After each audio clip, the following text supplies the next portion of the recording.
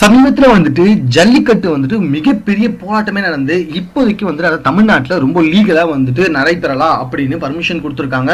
அது மட்டும் இல்ல, முதல்ல அது அவசர சட்டம் இயற்றப்பட்டு அதுக்கப்புறமா அது நிரந்தர சட்டமாக மாற்றப்பட்டது. ஜல்லிக்கட்டு தடைக்கு யார் காரணம் அப்படின்னு சொல்லி பாத்தீங்கன்னா பீட்டா அமைப்பினர் தான் அப்படின்றது இப்போ தமிழ்நாடு மட்டும் இல்ல, உலகத்துல இருக்க எல்லாருக்குமே ரொம்ப நல்லா தெரிஞ்ச விஷயமா தான் இருக்கு. இதுக்கு பல செலிபிரிட்டிஸ் ஆதரவா குரல் கொடுத்தாங்க, ஜல்லிக்கட்டு நடக்கணும்னு. பல பேர் பீட்டா அமைப்புக்கு ஆதரவா பேசிட்டு வந்திருந்தாங்க. அதுல சில பேர் சோசியல் நெட்வொர்க்ல எந்த அளவுக்கு அவமானப்பட்டாங்க அப்படின்னு நம்ம எல்லாருக்குமே ரொம்ப நல்லா தெரிஞ்ச விஷயம் தாங்க. அப்பப்போ விஜயகாந்த் பீட்டா அமைப்புக்கு எதிராக சோசியல் நெட்வொர்க்ல தன்னுடைய கருத்துக்களை ஷேர் பண்ணிட்டு இருந்தாருங்க. இப்போ கொஞ்ச நாளைக்கு முன்னாடி சென்னை எண்ணூர் கடற்கரை அருகே 2 கப்பல் மோதிக்கிச்சுங்க. அந்த கப்பல் கச்சா எண்ணெய் சில டன்கள் கடல்ல கலந்துருச்சு. இது குறித்து 10 நாளா கச்சா எண்ணெய் எண்ணூர் பகுதியில கிளீன் பண்ணிட்டு இருக்காங்க. கடலை எப்படி கிளீன் பண்றாங்கன்றது தாங்க முக்கியமான விஷயமே. வேற ஒண்ணும் இல்லைங்க, பக்கெட் அதாவது வாளியை வச்சு கடல்ல இருந்து எண்ணெயை தனியா பிரிச்சு எடுத்துட்டு இருக்காங்கன்னா பாத்துக்கோங்களேன். அப்படியே ஏதோ ஒரு முக்காவாசி எண்ணெய்க்கு மேல கடல்ல இருந்து பிரிச்சு எடுத்துட்டாங்க.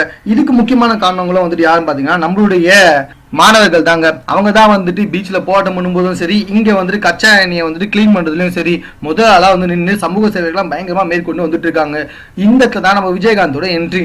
கேப்டன் என்ன பண்ணிருக்காருன்னா, கச்சா எண்ணெய் கடல்ல கலந்து அரிய வகை கடல்வாழ் உயிரினங்கள் எல்லாமே மோசமா பாதிக்கப்பட்டிருக்கு. நிறைய உயிரினங்கள் செத்து கரை ஒதுங்கிட்டு இருக்கு. இப்ப எங்கடா போச்சு இந்த பீட்டா அமைப்பு? நாங்க காளையை துன்புறுத்துறோம், மாட்டை பூச்சி எடுக்கிறோம் அப்படின்றதுக்கே அவ்வளவு குரல் கொடுத்தாங்களே, இப்போ இவ்வளவு உயிரினங்கள் செத்துட்டு இருக்கு, இதுக்கு பீட்டா குரல் கொடுக்காதா? இதுக்கு யார் மேலேயும் கேஸ் போடாதா? அப்படி இப்படின்னு விஜயகாந்த் பீட்டாவை போட்டு சோசியல் நெட்வொர்க்ல பயங்கரமா கிழிச்சு எடுத்துட்டாங்கன்னா பாத்துக்கோங்களேன்.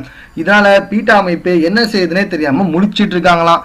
என்னதான் இருந்தாலும் எந்த விஷயமா இருந்தாலும் விஜயகாந்த் தாங்க செம்மையா சவுண்டு கொடுத்து அந்த விஷயத்துல கண்ணுமா நின்றுறாரு.